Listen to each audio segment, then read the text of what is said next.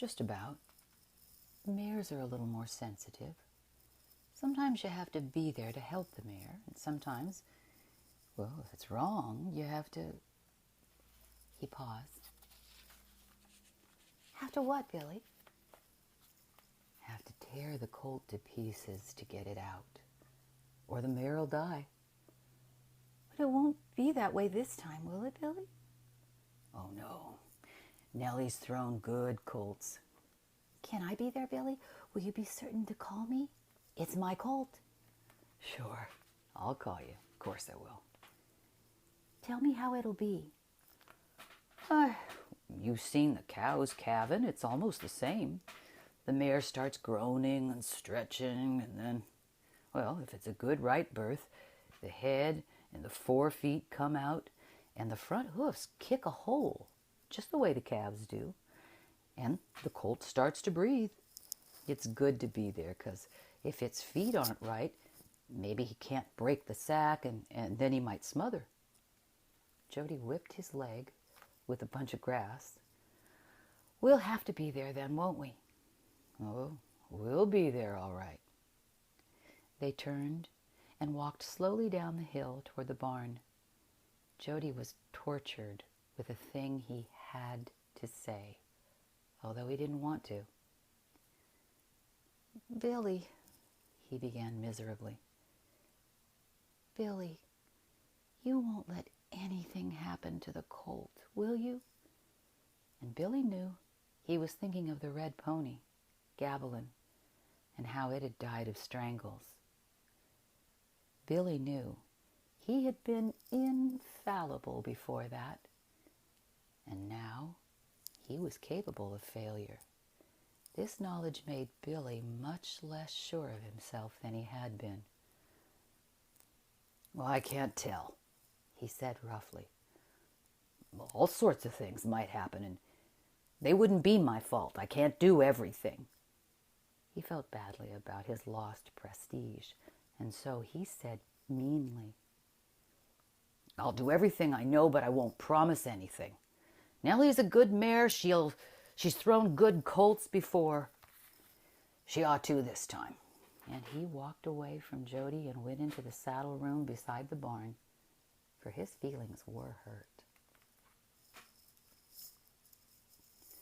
Jody traveled often to the brush line behind the house. A rusty iron pipe ran a thin stream of spring water into an old green tub. Where the water spilled over and sank into the ground, there was a patch of perpetually green grass. Even when the hills were brown and baked in the summer, that little patch was green. The water whined softly through the trough all the year round. This place had grown to be a center point for Jody. When he had been punished, the cool green grass and the singing water soothed him. When he had been mean, the biting acid of meanness left him at the brush line.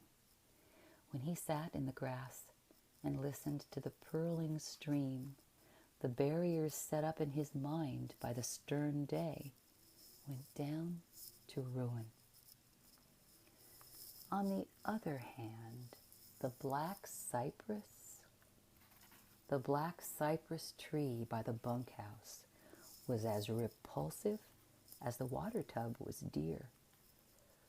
For to this tree all the pigs came, sooner or later, to be slaughtered. Pig killing was fascinating, with the screaming and the blood. But it made Jody's heart beat so fast that it hurt him. After the pigs were scalded in the big iron tripod kettle, and their skins were scraped and white, Jody had to go to the water tub to sit in the grass until his heart grew quiet. The water tub and the black cypress were opposites and enemies. When Billy left him and walked angrily away, Jody turned toward the house.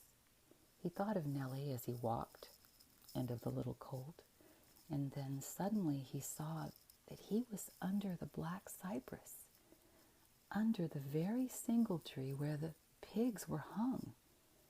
He brushed his dry grass hair off his forehead and hurried on.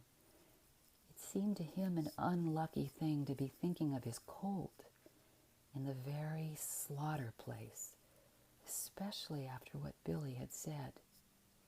To counteract any evil result of that bad conjunction, he walked quickly past the ranch house, through the chicken yard, through the vegetable patch, until he came at last to the brush line.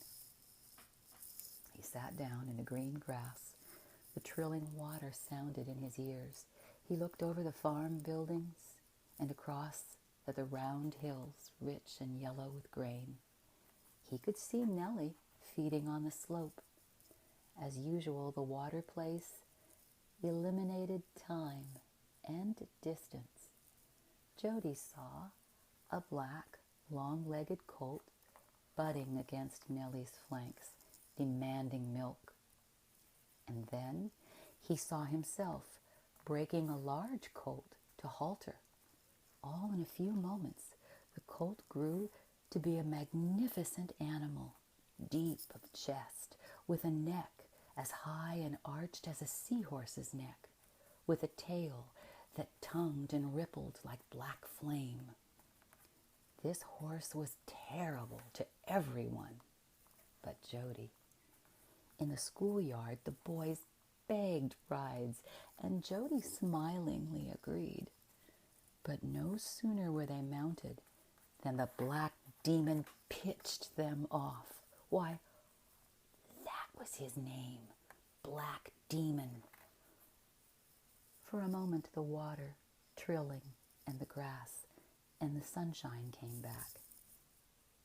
And then, sometimes in the night, the ranch people, safe in their beds, heard a roar of hoofs go by. They said, "It's Jody on Demon. He's helping out the sheriff again." And then the golden dust filled the air in the arena at the Salinas Rodeo. The announcer called the roping contests. When Jody rode the black horse to the starting chute, the other contestants shrugged and gave up first place, for it was well known that Jody and Demon could rope and throw and tie a steer a great deal quicker than any roping team of 2 men could. Jody was not a boy anymore, and Demon was not a horse. The two together were one glorious individual. And then the president wrote a letter and asked them to help catch a bandit in Washington. Jody settled himself comfortably in the grass. The little stream of water whined into the mossy tub. The year passed slowly on. Time after time, Jody gave up his colt for lost. No change had taken place in Nellie. Carl Tiflin still drove her to a light cart, and she pulled on a hay rake and worked the Jackson Fork tackle when the hay was being put into the barn. The summer passed, and the warm, bright autumn, and then the frantic morning winds began to twist along the ground, and a chill came into the air, and the poison oak turned red. One morning in September, when he had finished his breakfast, Jody's mother called him into the kitchen. She was pouring boiling water into a bucket full of dry middlings and stirring the materials to a steaming paste. "Yes, ma'am?" Jody asked. "Watch how I do it. You'll have to do it after this every other morning." "Well, what is it?" "Why, it's warm mash for Nellie. It'll keep her in good shape." Jody rubbed his forehead with a knuckle. "Is she all right?" he asked timidly. Mrs. Tiflin put down the kettle and stirred the mash with a wooden paddle. "Of course she's all right. Only you've got to take better care of her from now on. Here, take this breakfast out to her." Jody seized the bucket and ran down past the bunkhouse, past the barn, with the heavy bucket banging against his knees. He found Nellie playing with water in the trough, pushing waves and tossing her head so that the water slopped out on the ground. Jody climbed the fence and set the bucket of steaming mash beside her. Then he stepped back to look at her, and she was changed. Her stomach was swollen. When she moved, her feet touched the ground gently. She buried her nose in the bucket and gobbled the hot breakfast. And when she'd finished and had pushed the bucket around the ground with her nose a little, she stepped quietly over to Jody and rubbed her cheek against him. Billy Buck came out of the saddle room and walked over. Starts fast when it starts, doesn't it? Did it come all at once? Oh, no. You just stopped looking for a while. He pulled her head around toward Jody. And she's going to be nice, too. See how nice her eyes are? Some mares get mean, but when they turn nice, they just love everything. Nellie slipped her head under Billy's arm and rubbed her neck up and down between his arm and his side. You better treat her awful nice now, Billy said. How long will it be? Jody demanded, breathlessly. The man counted in whispers on his fingers. About 3 months, he said aloud. You can't tell exactly. Sometimes it's 11 months to the day. But it might be 2 weeks early or a month late without hurting anything. Jody looked hard at the ground. Billy, he began nervously. Billy, you'll call me when it's getting born, won't you? You'll let me be there, won't you? Billy bit the tip of Nellie's ear with his front teeth. Carl says he wants you to start right at the start. That's the only way to learn. Nobody can tell you anything. Like my old man did with me about the saddle blanket. Ooh. He was a government packer when I was your size, and I helped him some. Well, one day, I left a wrinkle in my saddle blanket and made a saddle sore. Now, my old man didn't give me hell at all. But the next morning, he saddled me up with a 40-pound stock saddle. I had to lead my horse and carry that saddle over a whole damn mountain in the sun. It darn near killed me. But I never left no wrinkles in a blanket again. I couldn't. I never in my life since then put on a blanket that I felt that saddle on my back. Jody reached up a hand and took hold of Nellie's mane. You'll tell me what to do about everything, won't you? I guess you know everything about horses, don't you? Billy laughed. Why, I'm half horse myself, you see, he said. My ma died when I was born, and being my old man was a government packer in the mountains and no cows around most of the time, why, he just gave me mostly mare's milk. He continued seriously. And horses know that. Don't you know it, Nellie? The mare turned her head and looked full into his eyes for a moment. And this is a thing horses practically never do. Billy was proud and sure of himself now. He boasted a little. I'll see you get a good colt.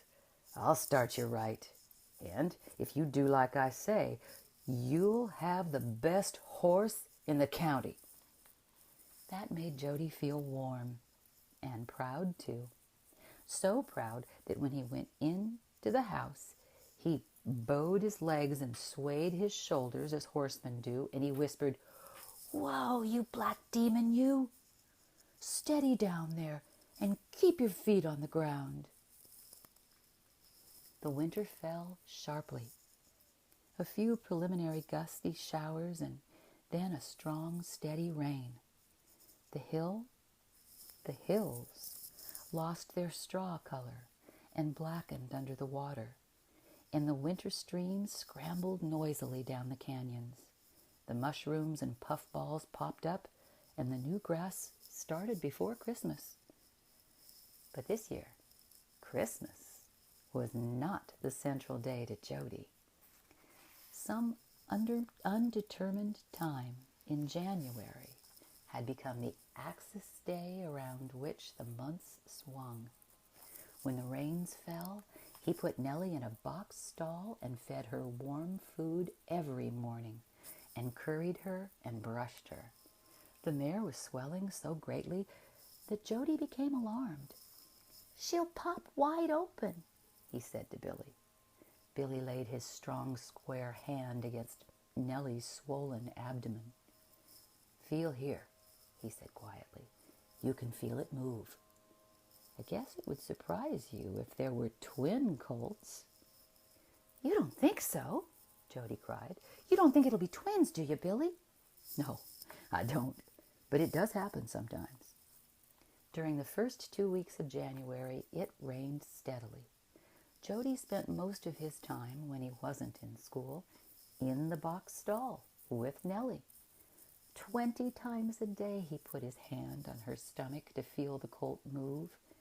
Nellie became more and more gentle and friendly to him. She rubbed her nose on him. She whinnied softly when he walked into the barn. Carl Tiflin came to the barn with Jody one day. He looked admiringly at the groomed bay coat, and he felt the firm flesh over ribs and shoulders. "You've done a good job," he said to Jody.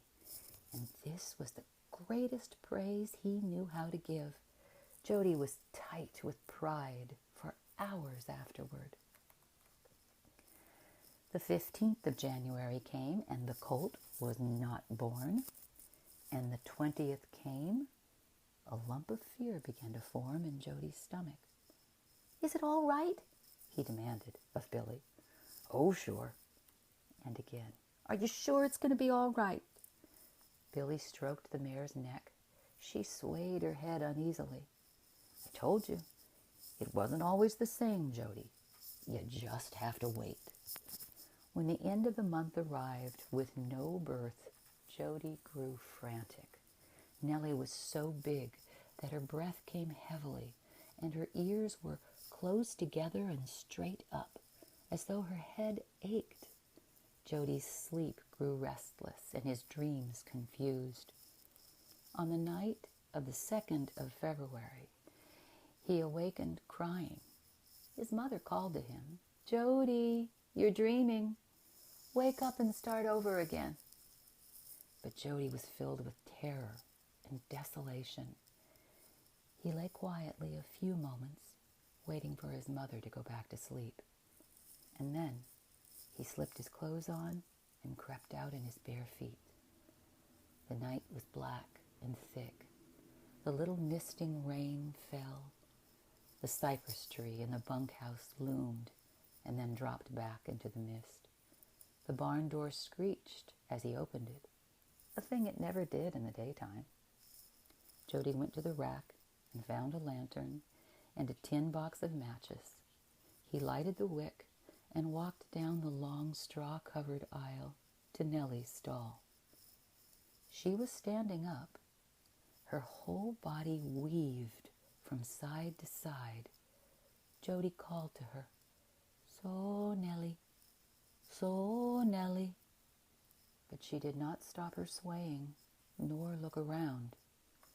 When he stepped into the stall and touched her on the shoulder, she shivered under his hand. Then Billy Buck's voice came from the hayloft, right above the stall. "Jody, what are you doing?" Jody started back and turned miserable eyes up toward the nest where Billy was laying in the hay. "Is she all right, do you think?" "Why, sure, I think so." "You won't let anything happen, Billy? You're sure you won't?" Billy growled down at him. "I told you I'd call you, and I will. Now you go get back to bed and stop worrying that mare. She's got enough to do without you worrying her." Jody cringed. for he never heard Billy speak in such a tone. "I only thought I'd come and see," he said. "I woke up." Billy softened a little then. "Well, you get to bed. I don't want you bothering her. I told you I'd get you a good colt. Get along now." Jody walked slowly out of the barn. He blew out the lantern and set it in the rack. The blackness of the night and the chilled mist struck him and enfolded him. He wished he believed everything Billy said, as he had before the pony died. It was a moment before his eyes, blinded by the feeble lantern flame, could make any form of the darkness. The damp ground chilled his bare feet. At the cypress tree, the roosting turkeys chattered a little in alarm, and the two good dogs responded to their duty and came charging out, barking to frighten away the coyotes they thought were prowling under the tree. As he crept through the kitchen, Jody stumbled over a chair. Carl called from his bedroom. "Who's there? What's the matter there?" And Mrs. Tiflin said sleepily, "What's the matter, Carl?" The next second, Carl came out of the bedroom carrying a candle and found Jody before he could get into bed. "What are you doing out here?" Jody turned shyly away. I was down to see the mayor." For a moment, anger at being awakened fought with approval in Jody's father. "Listen," he said finally, "there's not a man in this country that knows more about colts than Billy. You leave it to him." Words burst out of Jody's mouth. "But the pony died." Don't go blaming that on him," Carl said sternly. "If Billy can't save a horse, it can't be saved." Mrs. Tiflin called, "Make him clean his feet before he goes to bed, Carl. He'll be sleepy all day tomorrow." It seemed to Jody that he had just closed his eyes to try to go to sleep when he was shaken violently by the shoulder. Billy Buck stood beside him, holding a lantern in his hand. "Get up," he said. "Hurry up." He turned and walked quickly out of the room. Mrs. Tiflin called, "What's the matter? Is that you, Billy?" "Yes, ma'am." "Is Nellie ready?" "Yes, ma'am." "All right, I'll get up and heat some water in case you need it." Jody jumped into his clothes so quickly that he was out the back door before Billy's swinging lantern was halfway to the barn. There was a rim of dawn on the mountain tops, but no light had penetrated into the cup of the ranch yet. Jody ran frantically after the lantern and caught up to Billy just as he reached the barn. Billy hung the lantern to a nail on the stall side and took off his blue denim coat. Jody saw that he wore only a sleeveless shirt under it. Nellie was standing rigid and stiff. While they watched, she crouched. Her whole body was wrung with a spasm. The spasm passed, but in a few moments it started over again and passed.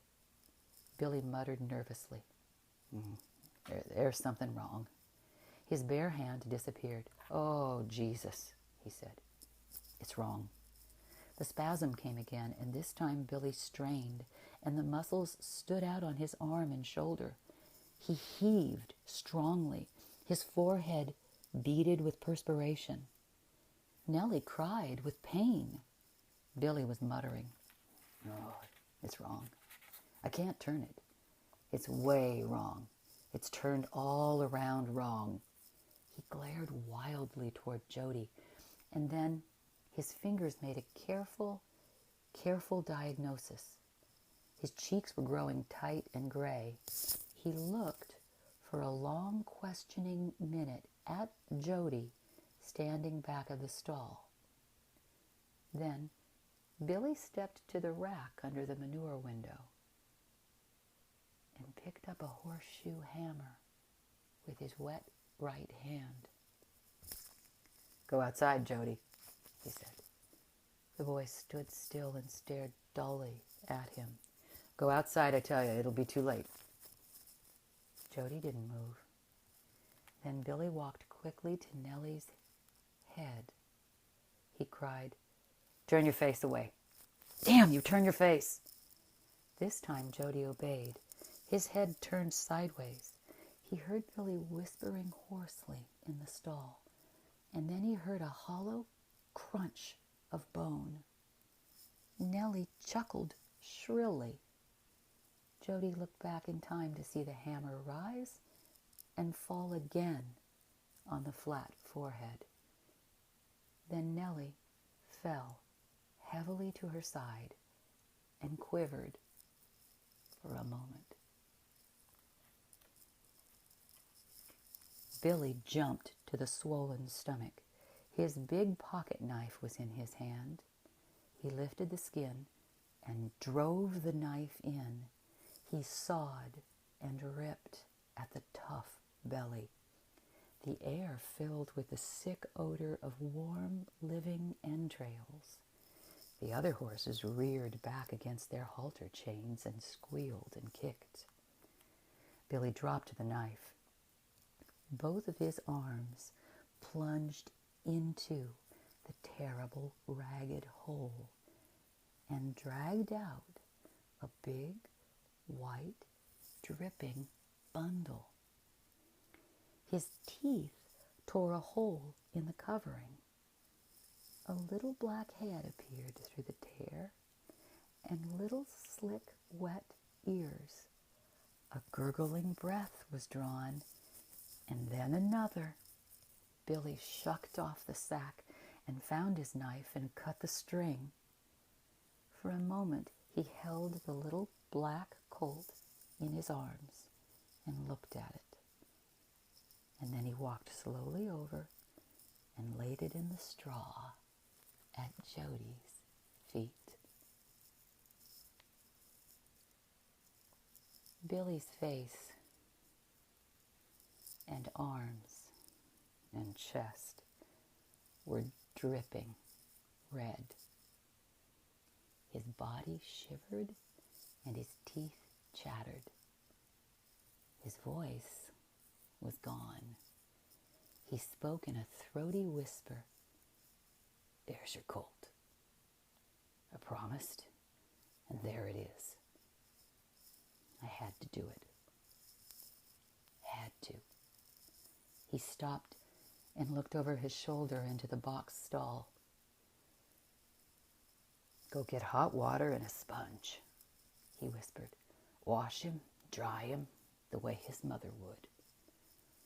You'll have to feed him by hand, but there's your colt, the way I promised." Jody stared stupidly at the wet, panting foal. It stretched out its chin and tried to raise its head. Its blank eyes were navy blue. "Damn you!" Billy shouted. "Will you go now for the water? Will you go?" Then Jody turned and trotted out of the barn into the dawn. He ached from his throat to his stomach. His legs were stiff and heavy. He tried to be glad because of the colt, but the bloody face and the haunted, tired eyes of Billy Buck hung